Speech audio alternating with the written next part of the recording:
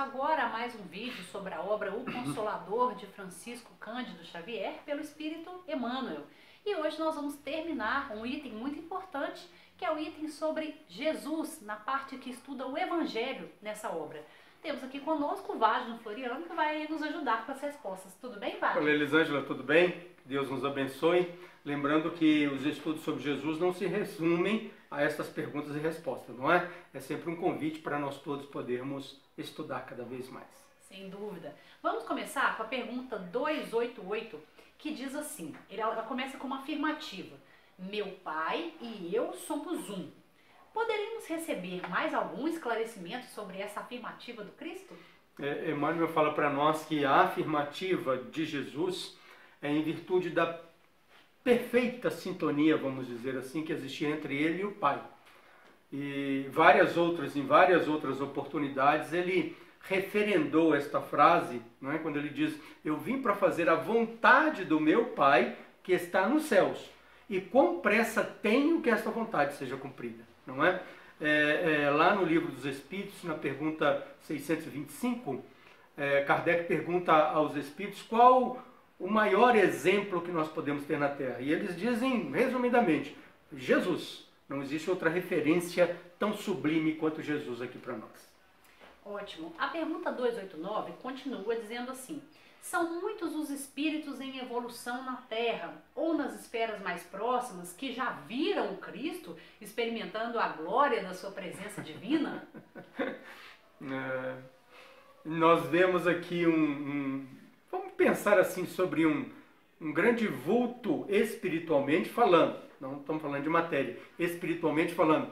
Quando nós temos uma notícia de um grande vulto aqui na Terra, chegar perto desta pessoa, para nós, é quase um êxtase, não é verdade? Né? Quase um êxtase. Você poder cumprimentar, apertar a mão de um Chico Xavier quando ele estava aqui, meu Deus, o que eu posso falar para agradecer só a oportunidade de ficar perto dele, de um Divaldo, de outros espíritos maravilhosos que nós temos ainda em nosso meio, não é? Agora, sim, temos notícias de que muitos espíritos viram Jesus. Na verdade, esta visão que eles têm de Jesus, este encontro que eles têm com Jesus, alguns deles até se restringem a falar. Interessante, né? Mas o livro O Consolador, o livro Consolador, é escrito ditado por Emmanuel. E é escrito aqui na Terra por Chico Xavier. Quanto a um dos livros que eles também escreveram, o livro chama-se Há 2000 Anos, um encontro de Emmanuel com Jesus, não é? E esse encontro de Emmanuel com Jesus, um encontro sublime, maravilhoso. Emmanuel não resiste àquela figura fantástica, aquela imagem maravilhosa de Jesus e se ajoelha, não é? E Emmanuel, na época, era um senador romano e Jesus, depois de uma conversa com ele, diz, Emmanuel, olha, você pode me seguir agora ou daqui a milênios, porque efetivamente todos nós vamos seguir Jesus. O tempo é que é uma decisão nossa, não é? E Emmanuel efetivamente prefere, Emmanuel, Públio Lentulus, naquela época, efetivamente prefere continuar com César naquela época. Mas Chico Xavier conta-se, sugere-se que Chico naquela época era filha de Públio Lentulus e que teria sido curado por Jesus, não visto Jesus, mas teria sido curado por Jesus à distância. Quando ele diz para Emmanuel, pode voltar para sua casa, eu já curei a sua filha, não por sua causa, mas por causa daquele outro anjo que você tem em casa, que era a esposa de Públio Lentulus, não é? Outros dois espíritos aqui, quando diz assim, relativamente próximos de nós, guardadas as proporções, obviamente, né? Quando cita lá no livro Nosso Lar, o governador de Nosso Lar já esteve com Jesus. E a irmã Veneranda, que é uma das ministras de Nosso Lar, também já esteve com Jesus. E é a ministra Veneranda que se exime de relatar esse fato. Deve ser alguma coisa assim tão fantástica que ela realmente prefere não relatar, não é? Certo. A pergunta 290, ela diz, poder-se-á reconhecer nas parábolas de Jesus a expressão fenomênica das palavras, guardando a eterna vibração do seu sentimento nos seus ensinos? Voltando a Emmanuel, né, ele diz para nós assim, que as parábolas são como sementes que a cada nova geração, a cada época, são lançadas à terra.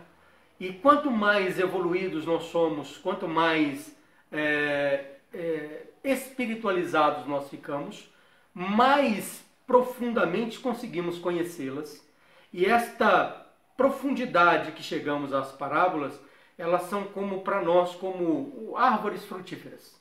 Então, é como se cada parábola hoje, colocada na terra, contada 2000 anos atrás, uma semente que vem de 2000 anos, você analisa, a concebe, a coloca hoje na terra e ela produz enormemente, a ponto de sustentar muitos espíritos. Parábola é uma forma didática utilizada por aquele que é o maior educador que a terra já conheceu. A parábola é uma comparação singela, onde ele pega os atributos, os afazeres, o dia a dia daquele povo, e em cima das profissões, da realidade, da opressão daquele povo, ele conta uma história.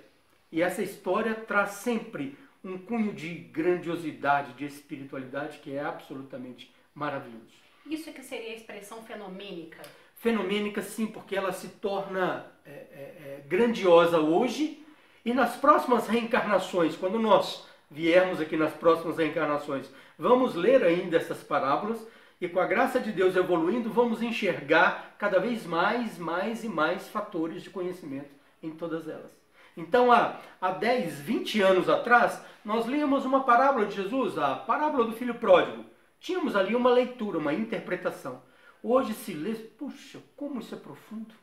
Daqui a mais 10 anos, quando nós vemos, meu Deus, eu já li tantas vezes como eu não enxerguei isso tão claro que estava aqui escrito.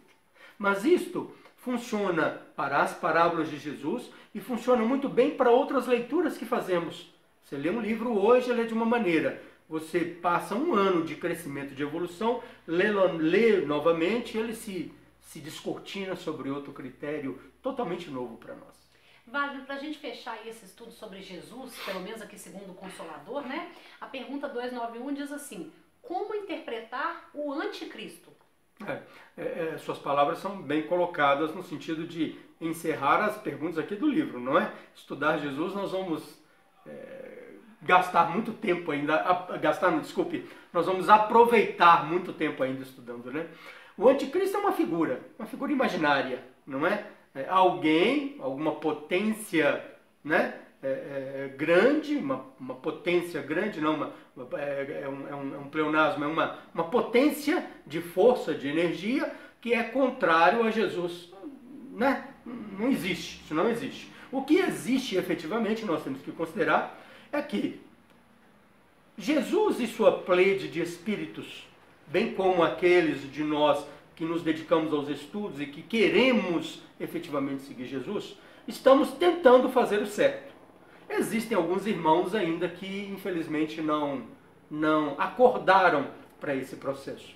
Mas estes nossos irmãos que não acordaram para o processo do bem, que é uma lei que é absolutamente inequívoca, eles não são anticristo porque eles não ficaram lá para sempre. Em algum momento eles cansam, voltam às lides do bem, às lides do Evangelho. Então, vivendo num país, num planeta de provas e expiações, onde ainda grande parte da população dos espíritos ainda são menos esclarecidos espiritualmente, nós encontramos ainda muita gente, muito espírito promovendo erro, desastres, tragédias. Pois bem, esses erros, desastres, tragédias, no conjunto, são chamados de anticristo. Mas, periodicamente, eles também se renovam, não é? Outros vão para lá, outros se renovam, até chegar o momento em que a grande maioria vá efetivamente se dedicar ao bem. Não é? É a esperança de todos nós. Aliás, é o que nós conversamos há algum tempo atrás sobre o grande projeto Terra chamado Projeto Regeneração.